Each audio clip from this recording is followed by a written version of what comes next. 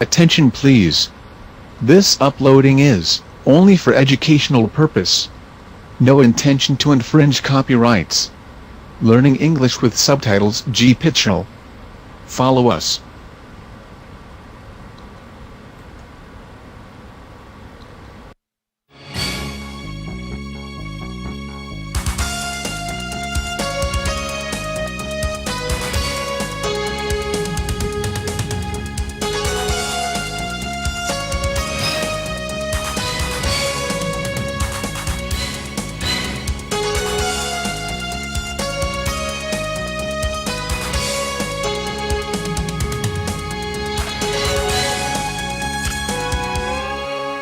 It's a solemn morning at the SPCA as this little German Shepherd puppy battles to recover from an horrific experience. Yesterday. Subjected to a brutal beating, the dog was rescued after police intervened and called the SPCA.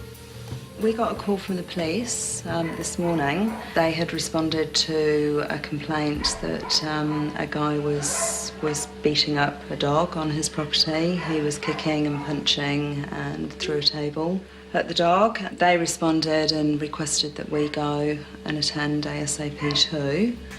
A witness who claims to have seen the dog abused has given a statement to the SPCA. He was picking this dog up by the collar, and I thought, well, that's not right. And the dog was yelping as he was doing it. Then he dropped it, and the dog took off, and I was obscured. I couldn't see because there was this big tree where the dog had gone, and then the owner had gone in behind this tree. And next thing I heard this yelping again, like sort of thing. And then the owner came back, and that's when the owner saw me. Right. And basically, well, didn't threaten me with violence, but I kind of got the picture that if I didn't leave, he'd kind of want to do what he was doing to the dog. The police have already arrested the offender, but more disturbing information has been uncovered.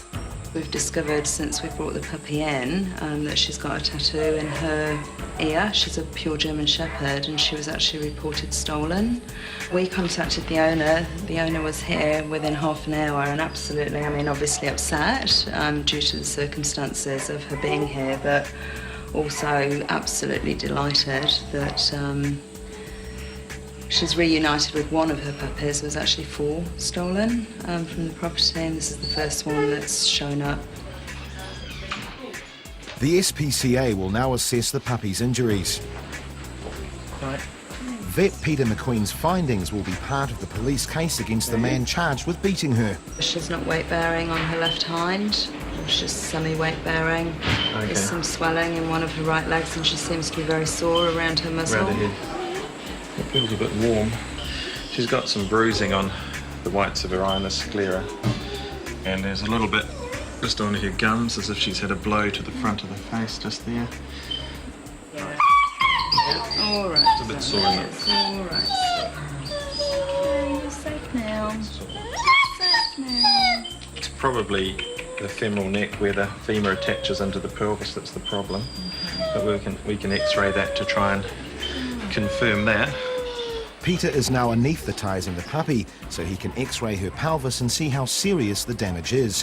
While Sue is off to see another dog she believes may be at risk from the puppy's alleged attacker.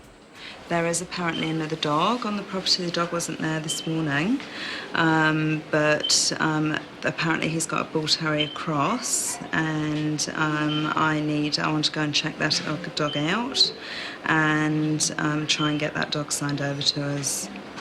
Inspector Karen Lowndes has been called to an unlikely spot for an animal welfare complaint.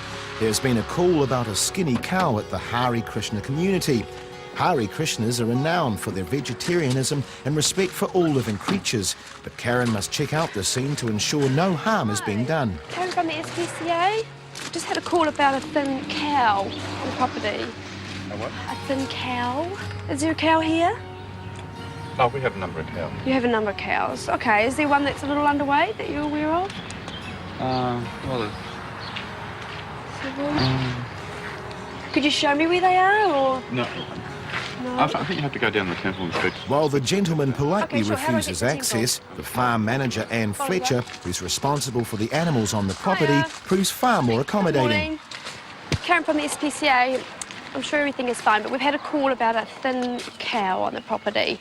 It must have been out the front, I presume, because it's from a member of the public that's gone past. Right. And something was wrong with it hooves. Right. Do you know anything about that? Yeah, she's under veterinary care. Our Yeah. vet is Hayden Effort. Thought so. Fantastic. And she's got bad arthritis. Okay. And she was born here, and part of our whole lifestyle is that our cows, we don't send them off to the slaughterhouse when they've, given all their life milking. Anne invites Karen to inspect the cow in question, and it's immediately apparent that the complaint of animal mistreatment is misguided. Lived till they're about 14 or 15, and she's lovely. had arthritis for about 4 years. What's her name? Gauri, Gauri. G-A-U-R-I, and that means golden in Indian language. And so this is the arthritis that Haley was talking about? Yes, it's in her front legs. She's on bute every day. The same as human. Just the same as a human, yes. She has a little stable in here that she comes and goes, but every night I bring her in there and she has some good hay, and she's my best friend actually. She's given, when you actually add up how much milk they give, it's incredible, That was wet. What a wet nose you've got. As part of the philosophy of the farm, of the whole religion, is that we don't have the right to take another life. People, out of their own good heart, don't like to see their animals suffering. Old horses, old cows, old dogs, whatever. And we don't like to see our parents suffering either. But the rules of the land are that you can't put your parent down, can you? And we also feel the same about our cows. With someone like Anne looking after the arthritic cow, Karen is happy with the treatment being dished out in this animal nirvana. Absolute delight. A special sanctuary for birds exists in an Auckland home in the eastern suburbs. You enjoying your day in the sun, eh? Injured birds found by the SPCA are often cared for by a volunteer group called the Bird Wing. Come on, catch. They spend many hours nursing birds back to health. They'll play tricks on each other. They're quite like human children, really, when they're being naughty. Got you another gannet. Pam Howlett has over 200 birds on her property, and today Inspector John Hedimaya is adding another. Had a lot of gannets lately, haven't we? Come on. The gannet was attacked by a dog at Muriwai Beach on Auckland's west coast and has a nasty puncture wound in its wing. Right, we'll let him settle down now. There you are, you've got a mate over there who's taking off. They're always a bit wobbly when you get them out of the boxes. That hole will have to start to heal over, I think, before he is released. So he's got to lift that wing up and be able to handle it properly. It's a bit droopy now, so it's a bit sore. With so many birds demanding whole sprats every day and none of them doing their own fishing, it's an expensive exercise for Pam. I get fillets all right, but not whole fish. We're really desperate for whole fish. Right. Okay, I'll see what we can do.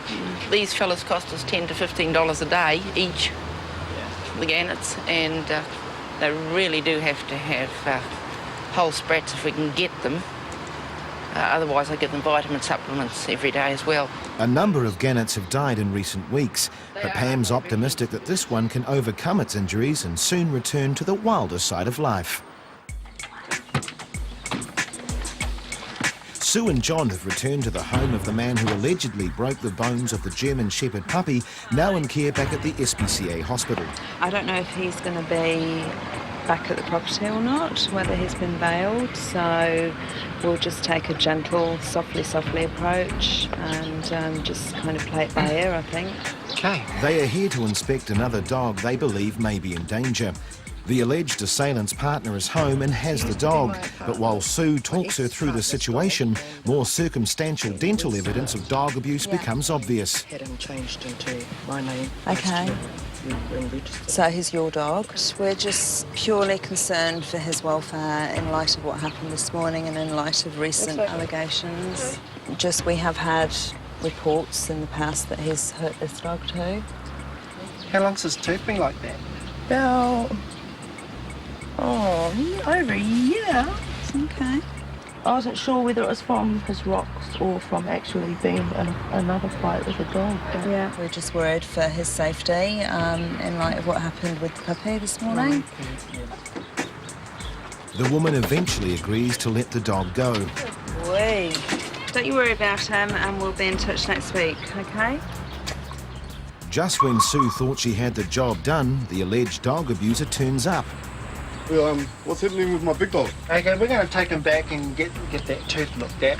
Yeah, well, there's nothing wrong with him. It's to do with the other dog. Yeah, sure. Yeah. But in light of what happened this morning, we just want to... Check him We're up. concerned for his safety. There's nothing wrong with him. Okay. Yeah. I can see there's nothing wrong with him, but we just want to make sure he's okay. He's actually the protector of the property.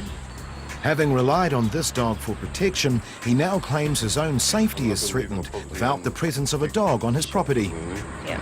Okay. Well, I'm sure you can survive for a couple of days. Yeah. Yeah? Well, you could tear that tooth out and Yeah. through there. We'll see what goes. See Yeah, what we'll they say. get it checked. Yeah. Well, that's from his old owner. Right. Yeah.